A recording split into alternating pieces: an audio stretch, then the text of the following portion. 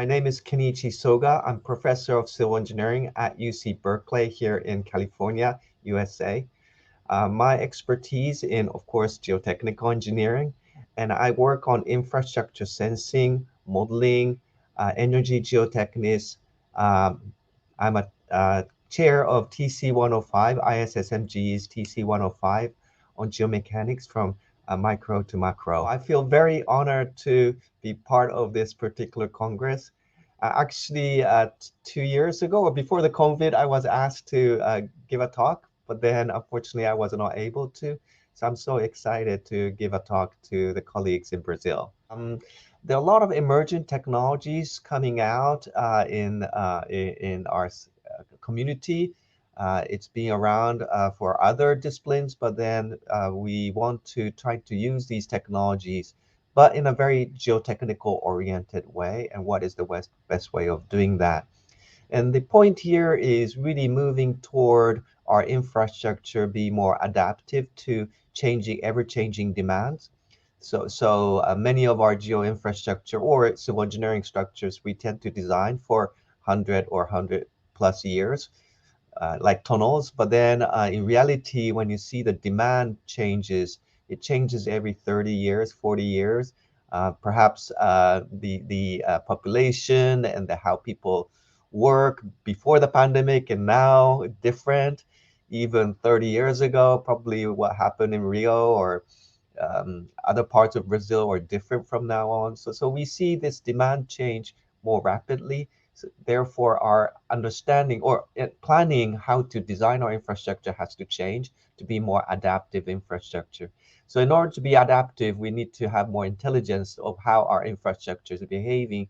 And that leads to me excitement of embedding these new sensor technologies or using more data analytics to understand the actual performance of our infrastructure so that we can use the data to adapt to changes, which including climate change.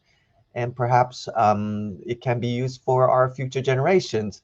That data may be useful for them to decide what to do. For example, we have embedded distributed fiber optic sensors in piles testing for our California Department of Transport over here. We call it Caltrans. And they being embedded to check, because this particular piles were base graded piles, and there are different ways to test these piles or apply grout at the bottom of the pile. And so we wanted to see what are the best sort of grouting injection method to have a good base resistance or base stiffness. And so we use fiber optics to understand the soil pile interaction as the base is grouted, how the shaft friction is developing in a negative way. So we understand that. And then we apply the load from the top and to understand the actual performance of piles, which will be used for design. I want to introduce the excitement of these emerging technologies to be used in geotechnical engineering.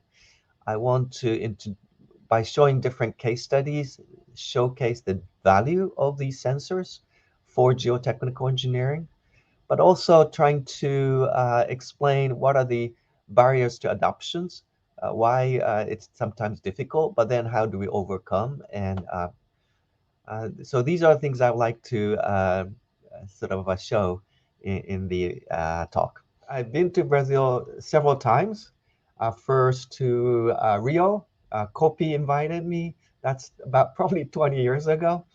And I had a lot of fun. I went for conferences. I remember going to Sao Paulo and then driving down to Santos to see the leaning buildings along the shore coast. The residual soil work has been very, very well known in all around the world. Um, I remember when I was a student, I remember reading Professor Willie Lacelda's work on creep and all these things. And that was something that inspired me to do more geotechnical engineering research. And therefore, Brazilian geotechnical engineering has been very influential to me.